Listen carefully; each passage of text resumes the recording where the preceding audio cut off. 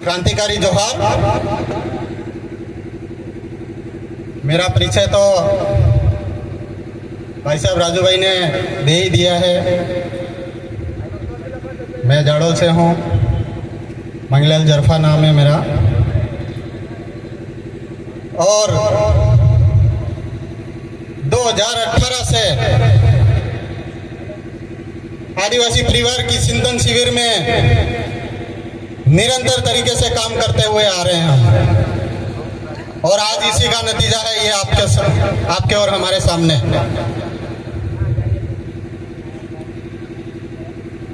इसलिए सभी लोग कह रहे थे कि आदिवासी परिवार एक न एक दिन राजनीति करेगा। भाइयों, राजनीति की जरूरत नहीं थी। आज अपने सामने कहीं न कहीं बहुत ही बुरी हालत में अपने को संकट करना पड़ रहा है हर तरफ से, क्योंकि आज अपन आदिवासी परिवार के माध्यम से धरातल पे कितनी भी चिंतन शिविर कर रहे हैं, लेकिन आगे विधानसभा और लोकसभा के अंदर अपने बोलने वाले व्यक्ति को ही नहीं था। इसलिए आज एक विंग, अपना जो आदिवासी परिवार का एक विंग है जो राजनीति भी करता है, उसका कारण मैंने आपको बता दिया। आज मोदी जी क्या बता रहे हैं और दूसरे राहुल जी क्या बता रहे हैं, सभी नेता अलग अलग प्रकार से अपने को गुमराह करने की कोशिश में लगे हुए हैं पूरी तरह से। मोदी जी बता रहे हैं 400 पे आप पार हो जाएंगे। समझते हो 400 पार का मतलब क्या है? 400 पार हो जाना मतलब लोकतंत्र खत्म कर देना, संविधान को खत्म कर देना। संविधान के अंदर जो अनुच्छेद बने हुए उनको खत्म कर देने की बात कर रहे हैं। ये समझ रहे हो इस बात को? संविधान खत्म, आरक्षण खत्म। आरक्षण को समझते हो? कितने लोग समझते हो आरक्षण को? अगर जिस दिन आरक्षण खत्म हो गया, ये मंच नहीं मिलेगा अपने को। यहां बैठने की औकात भी नहीं रखोगे, आसपास घूमने की भी औकात नहीं रखोगे। ये मेरी बात ध्यान में रखना, इस मंच के माध्यम से आपको बता रहा हूं।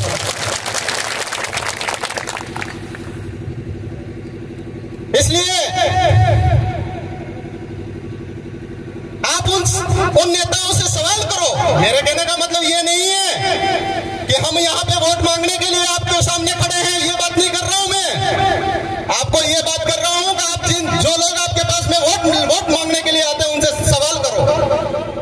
सवाल क्या है आपको मैं बता देता हूं। पहला सवाल, बीजेपी सरकार ने, मोदी जी ने 15 लाख रुपए आपके खाते में डालने का वादा किया था, वो कहां गया? वो किसके खाते में गया? आपको वो पूछना है। कौन आएगा? मोदी जी तो आपके पास आने रहे। कौन आएगा? उनके जो छोटे मोटे नेता होंगे वही आपके पास वोट मांगने आएंगे ना। उनसे सवाल कीजिए आप। 15 लाख रुपए प्रत्येक व्यक्ति के खाते में होने चाहिए थे, जो डालने वाले थे वो मोदी जी कह रहे थे, वो कहां गए? किसके खाते में गए भाई? दूसरा, काला धन लेके आने वाले थे, वो काला धन कहां गया? काला धन करके नोटबंदी कर दी। काला धन करके नोटबंदी कर दी और गरीबों को बैंक की लाइनों में लगा दिया। आज तक आपने कभी भी बैंक की लाइनों में जाके देखा होगा? देखा कि नहीं देखा? उस समय नोटबंदी हुई थी, उस समय किसी भी करोड़पति अमीरपति आदमी अगर लाइन में खड़ा हो तो आपने देखा हो तो मेरे को बताओ। आप सारे के सारे लोग गरीब खड़े हुए थे, जिसके पास में 5,000, 2,000, 10,000 ज्यादा वो लोग नोट बदलने के लिए खड़े हैं। भाई साहब क्यों खड़े हैं नोट बदलने के लिए, और जिनके पास में बोरे भरे हुए हैं वो लाइन में नहीं खड़े हैं, पता नहीं उनका नोट कहाँ गया है। और काला धन के चक्कर में पकड़ा किसको? एक भिखारी को पकड़ा वहां बॉम्बे में भिखारी को पकड़ा जिसके पास में अरबों रुपये निकले। आप बताओ ये काला धन का क्या जुमला था? भाई साहब ये सिर्फ और सिर्फ एक जुमला था, इनके वोट लेने के तरीके थे और कुछ भी नहीं था, कुछ भी नहीं था। वोट लेने के हिसाब से कुछ भी नहीं था। और अभी और क्या बोल रहे हैं? अभी भाई साहब गारंटी दे रहे हैं आपको, पहले आपसे वादे किए थे, आप गारंटी दे रहे हैं। अब लो साहब, अब गारंटी और लेनी है आपको, वोट और देने हैं, गारंटी देके ही वोट देने हैं ना अपने को, तो अपने को और कुछ चाहिए क्या? आज ये प्रत्याशी लोकसभा प्रत्याशी बन के यहाँ पे घूम रहे हैं, तो ये किसके हैं, किसके चले हैं? ये है तो उनके ही चले ना, मोदी जी के चले ना। ये कौन से जुमले नहीं बिखर रहे होंगे आपके ऊपर? ये तो सब प्रकार के जुमले बिखर रहे होंगे ना। तो फिर बिना सोचे समझे आप किसी को अपना अमूल्य वोट जो देते हो, उसका एक बार चिंतन कर लेना, उसका मनन कर लेना। मैं जिस व्यक्ति को वोट दे रहा हूं या दे रही हूं, वो व्यक्ति मेरे लिए क्या कर रहा है, या मेरे आने वाली पीढ़ी के लिए क्या कर रहा है, या फिर मेरे समाज के लिए क्या कर रहा है। ये चीज सोचने की जरूरत है। आप सब समझदार हैं। बाबा साहब ने सारे हथियार इनको दे दिए, लेकिन एक मेन हथियार अपने को दे रखा है, उसका यूज और इस्तेमाल अगर आपको नहीं करना आया तो फिर अपन गए काम से। एक वोट ही एक ऐसा हथियार है जो अच्छों को कहां बैठा सकता है? बड़ी मंजिल पर बैठा सकता है, उस मंजिल तक पहुंचा सकता है। और अच्छों को जो आज बड़ी बड़ी बातें करने वाले हैं, उनको यहां लाके पटक सकता है। और एक चीज और बताऊं, आपके कोटड़ा के अंदर मांडवा सख्त सांडमारिया और भुजा डैम बन रहा है। मैंने एक वीडियो देखा मंत्री साहब का, उस समय वो एमएलए थे, आज भी मेरे पास में वीडियो मौजूद है। उस समय मंत्री साहब क्या कह रहे थे, उस समय में एमएलए थे, उस समय बाबूलाल जी बता रहे थे कि यहाँ की जनता मर जाएगी, मिट जाएगी, मैं खुद यहाँ पे लौट जाऊंगा, लेकिन यहाँ डैम नहीं बनने दूंगा। भाई साहब अब बताओ उस डैम का क्या हाल हो रहा है? क्या मांडवा साइड से कोई लोग हैं यहाँ पे? मांडवा वाले आज भी सोए हुए हैं भाई साहब, भले डूब रहे हैं लेकिन सोने के लिए तैयार है, वो खड़ा होने के लिए तैयार नहीं है। मैं आपको ये चीज बता रहा हूँ, डूबने के लिए तैयार है लेकिन खड़े होने के लिए तैयार नहीं। आज मैं आपको फिर भी उन लोगों के साथ में हम खड़े हैं, लेकिन हमारा सपोर्ट ले तब ना हम क्या कर सकते हैं, उनको दिखाना चाहते हैं, उनको हम दिखाना चाहते हैं इस गेम को कैसे रोक सकते हैं, वो भी हम दिखाना चाहते हैं। लेकिन मांडवा वाले आके हमें पूछे तब ना ये करना है। राजू भाई बेचारे अकेले दौड़ते, इनका सहयोग नहीं करते वहां के लोग, फिर कैसे डैम को रोकोगे? और जिनका सहयोग दिया, जिनको मत दिया और मंत्री बना दिया, उन्होंने हाथ खड़े कर दिए। अब बताओ डैम बनेगा नहीं बनेगा?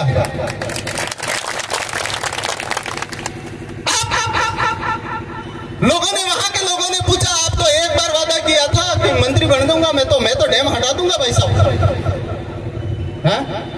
अब क्या कहते हैं, मेरे हाथ में नहीं। अरे भाई साहब आप मंत्री बने हो, कौन से मंत्री हो? मंत्री भी कौन से हो? कौन सा मंत्री है? मंत्री साहब अपने कौन से मंत्री है पता है आपको? जनजाति मंत्री है, अपने लिए विशेष करके आज चाहे जहां पे अपने को रख सकते हैं, जहां जिस जगह पे या कुर्सी पे या मंदिर में बैठा सकते हैं, वो जनजाति मंत्री है अपने। और आज उनकी आंखों के सामने आप अपने सभी भाई बहन डूबते हुए नजर आ रहे हैं, उनको कोई परवाह नहीं है। सिर्फ और सिर्फ उनको किस चीज की परवाह है? वोटों की। पैसा वोट चाहिए, बाकी किसी से कोई लेना देना नहीं है। अब बताओ किसको वोट देना चाहिए? आज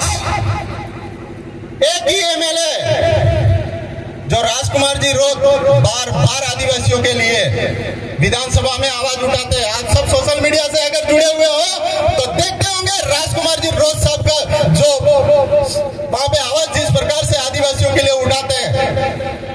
एक चीज और बता दूं, छत्तीसगढ़ हसदेव खत्म हो रहा है। हसदेव मतलब आप जानते हो, सारा जंगल खत्म हो रहा है, वहां पे जंगल नष्ट हो रहा है। उस जंगल को नष्ट होते हुए बीजेपी सरकार आराम से देख रही है, आराम से देख रही है, उसको कोई परवाह नहीं है। आज तक किसी बीजेपी के नेताओं ने आज तक हसदेव को या किसी भी जंगल को खत्म होते हुए देख रहे, लेकिन कोई बोला है क्या? कोई नहीं बोला, आज तक नहीं बोला है। क्यों नहीं बोले भाई? क्या वहां की जो हवा है, वहां का जो ऑक्सीजन है, सिर्फ आप और हम ही लेने वाले हैं क्या? दूसरे नहीं लेंगे? जनरल कास्ट नहीं लेगा, माइनॉरिटी नहीं लेगा, ओबीसी नहीं लेगा, उनको लेगा कि नहीं लेगा? सबके अधिकार सबको मिलती है वो, लेकिन बोलेगा कोई नहीं, उसको नष्ट कर रहे हैं। क्यों? क्योंकि वो बीजेपी सरकार के हाथ में है, वो बड़े उद्योगपतियों के हाथ में है, इसलिए कोई नहीं बोलेगा। तो दोस्तों, ज्यादा समय नहीं लेते हुए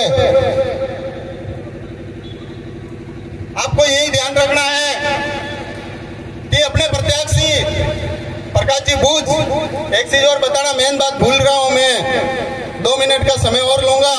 मैं आपको बता देना चाहता हूं, कांग्रेस और बीजेपी के प्रत्याशी आप जानते हो, उनको भी शायद नहीं भी जानते हो, लेकिन मैं आपको बता दूं, वो दोनों के दोनों बाहर के प्रत्याशी है, दोनों के दोनों बाहर के प्रत्याशी है, और अपने प्रकाश जी बूझ अपने यहीं के प्रत्याशी है। एक चीज और समझा देना मेरे को, मैं झाड़ोल का हूं और आपके कोटड़ा में आगे चुनाव लड़ूंगा, और कोटड़ा का भी प्रत्याशी है, तो आप किसको सेलेक्ट करेंगे? कोटड़ा वाले को करोगे कि झाड़ोल वाले को करोगे? कौन पहले काम कौन आएगा? कोटड़ा वाला आएगा क्या? तो आपको ये देखना है, एक तो पालिका है, एक और कहां का पता नहीं मेरे को, और चित्तौड़ साइड का। अब बताओ, वो काम आएंगे कपड़े उदयपुर लोकसभा के अंदर जो रह रहा है, वो काम आएगा पहले। तो बस आपको यही ध्यान रखना है कि अपने प्रत्याशी का जो चुनाव चिन्ह है, निशान है, वो अपने हॉकी का है, मतलब आप अपने स्टाइल में कह सकते हो, गेंडे का निशान है, बॉल और गेंडा है, उस पे आपको भारी मतों से वोट देने भी हैं और दिलाने हैं, और उसको विजय बनाना है, ताकि अपने आपकी और हमारी सबकी जितनी भी इच्छाएं हैं वो सारी पूरी होगी। इसी के साथ में मेरी वाणी को यही विराम दूंगा। जय जोहार, जय आदिवासी, जय भील प्रदेश।